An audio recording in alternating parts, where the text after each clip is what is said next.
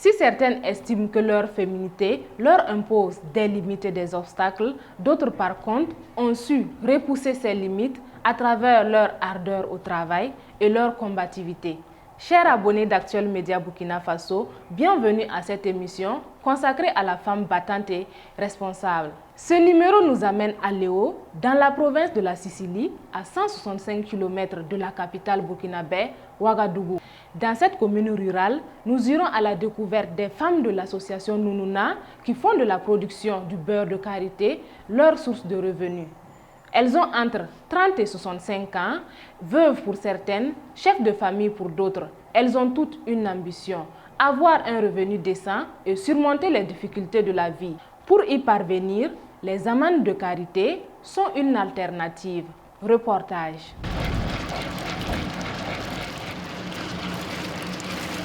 Les amandes de karité, un trésor à Léo, une ville située au sud du Burkina Faso. Ces noix ont changé la vie de plusieurs femmes de cette province et Ladi en est une.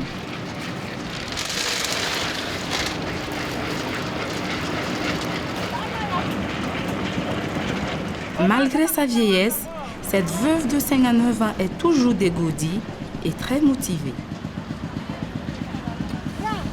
Elle travaille en équipe avec d'autres femmes, toutes réunies dans l'association Nounouna, créée en 2001. En venant ici, là, c'est du sport que je fais. Donc, en restant à la maison, je vais vieillir vite. Je souhaite venir travailler chaque fois ici. Donc, parce qu'en travaillant aussi, ça ne vieillit pas, ça te rend en forme. Comme les productrices de Nounouna se sont associées, elles sont parvenues à payer de grandes machines pour la transformation du beurre de karité. À présent, la production est beaucoup plus efficace. Non loin de l'usine de l'association Nounouna, se trouve le petit village de Dabio.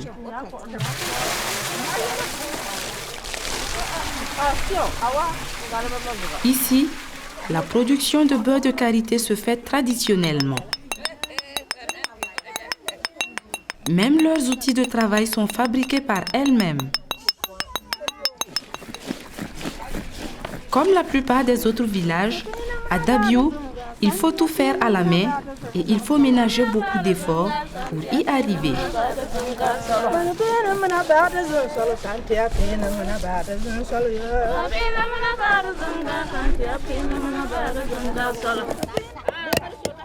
Malgré le fait que les femmes travaillent en chantant, leur tâche est vraiment difficile. Pour les encourager, Ladi est venue leur rendre visite. C'est son jour de repos. Elle est venue leur donner des conseils parce qu'elle est la responsable des femmes du village. En les voyant travailler comme ça, je pense aux commandes passées et qu'on n'avait pas des équipements. Donc, toutes les commandes de l'année 2001, là, on les faisait comme ça. Le concassage, c'était manuel. Et la commande là, c'était pénible. La production de beurre de karité est un travail de dur labeur qui nécessite de la force physique.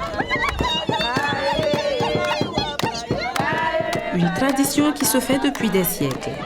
Ici en Afrique, le beurre de karité est utilisé pour la cuisson, la médecine et l'esthétique.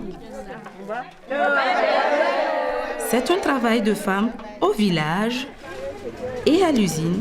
C'est là où l'association arrive à produire massivement et à exporter son beurre de karité sur le marché international. Notre production est essentiellement tournée vers l'exportation. Donc le marché extérieur, nos clients sont l'Occitane qui est le plus gros client de la fédération. Il compte pour 80% de notre chiffre d'affaires.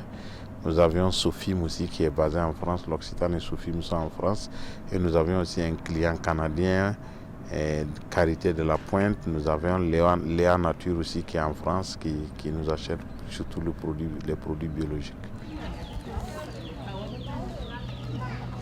C'est le moment de vérité pour les productrices. Sous ce tard de karité se fait la pesée du produit fini pour livraison, le beurre de karité.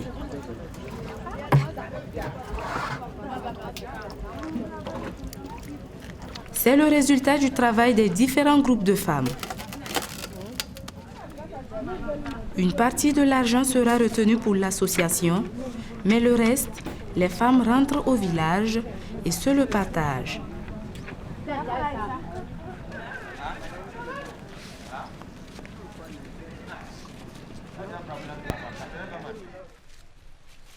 C'est le matin dans le village de Ladi. Tout le monde est debout et chacun s'occupe de ses activités. Comme chaque jour, Ladi prépare son petit-fils pour l'amener à l'école. Et ça, c'est qu'une de ses responsabilités. Elle s'occupe de toute la famille et toutes les dépenses sont à sa charge. Je peux m'en sortir grâce à la production du beurre de karité, si on a beaucoup de commandes. Pour les petits-enfants de Ladi, c'est une chance d'avoir une grand-mère de ce genre. Départ pour l'école et pour le travail, qui a permis à Ladi de changer la vie de toute sa famille. C'est pourquoi elle est très fière et reste toujours très optimiste.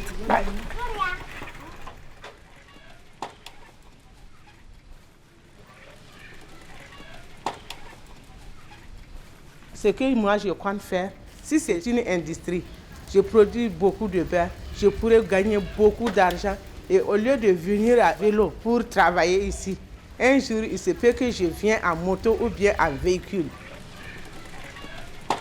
Modeste et dynamique, Ladi reste une femme exemplaire pour les autres de Léo.